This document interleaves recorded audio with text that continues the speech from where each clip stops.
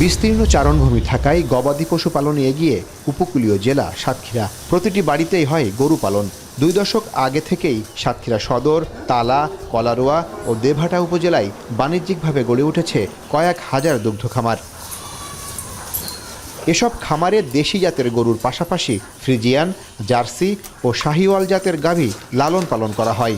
এসব খামারে উৎপাদিত তরল দুধে চাহিদা মিটছে সাতক্ষীরা সহ দেশের বিভিন্ন অঞ্চলের মানুষের।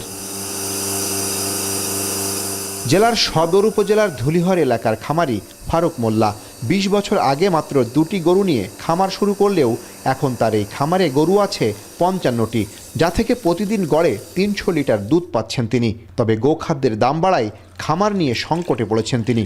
খাদ্যের দাম বেড়ে যাওয়ার কারণে আমার গরুগুলোকে ঠিকমতো খেতে না দেওয়ার কারণে দুধ কমে গেছে এবং গরুর স্বাস্থ্য কমে গেছে, বেচাবিচিও করতে পারেনি। খামার আস্তে আস্তে আমি নিম্ন পর্যায়ে চলে আসছি।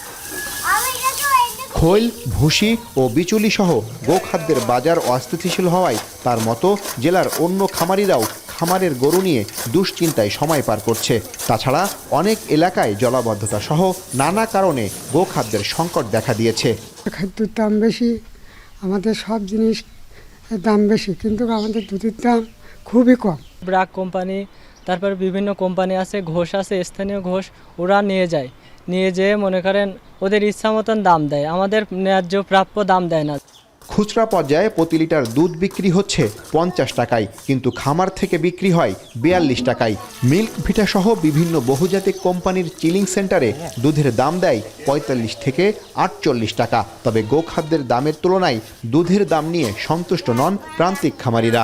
আমরা দুধের দাম 28 টাকা পাইছি, অত খাদ্যের দাম কম ছিল, এখন তো খাদ্যের দাম অনেক বেশি, দুধের দাম কম। খামারিরা যে দুধটা দিচ্ছে সেই দুধটা যে আসল ভালো দুধটা আমরা সেটাও পাচ্ছি না।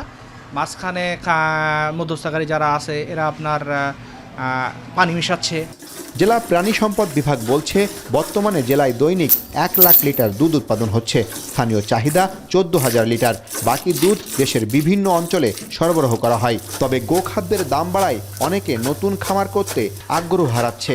এখানে প্রায় রেজিস্ট্রেশনকৃত খামারের সংখ্যা 575টা এবং অরেজিস্ট্রেশনকৃত খামারের সংখ্যা 6,500। প্রাণী সম্পদের পরিচালনায় বিভিন্ন খামার এবং গ্রাম পর্যায়ে ভ্যাকসিনেশন, কৃমির ওষুধ বিতরণ এবং অন্যান্য রোগবালাইয়ের জন্য এখানে ব্যাপক আমাদের টেকনিক্যাল সাপোর্ট দেওয়া হয়ে থাকে। সাতক্ষীরায় অন্তত 3000-এর বেশি খামার রয়েছে।